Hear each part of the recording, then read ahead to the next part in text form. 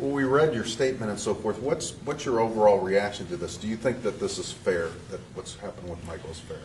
Well, I can only comment on what I do as a football program, and as you know, Michael's suspended, and that's indefinite.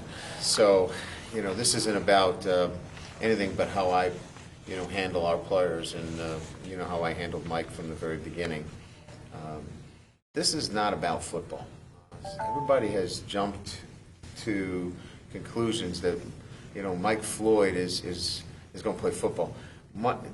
Mike has so many things on his plate that he has to handle before he can even think about football.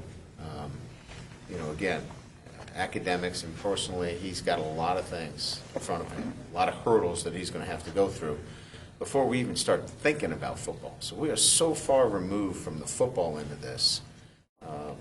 What I'm pleased is what Mike told and shared with me was that he's going to be in school. And as you know, the most important thing for Michael Floyd is to get his degree.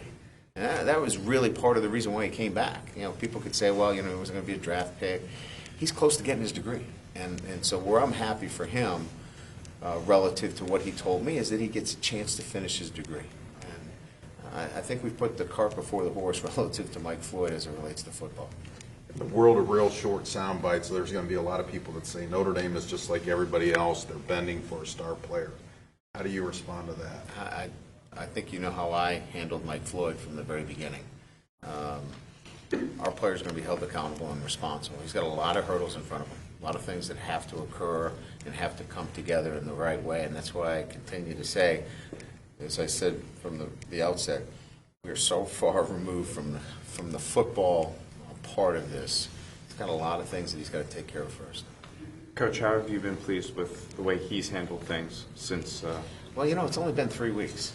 I mean, this young man needs some time to get some things in order. He's doing the right things. We've put together a plan that that he has to follow, that he wants to follow. He's the one who's said, listen, I need to do these things to be right, and so he's followed through with those. But it's only 3 weeks, so there's a lot of work that has to be done. There are a lot of hurdles that he's got to cross first.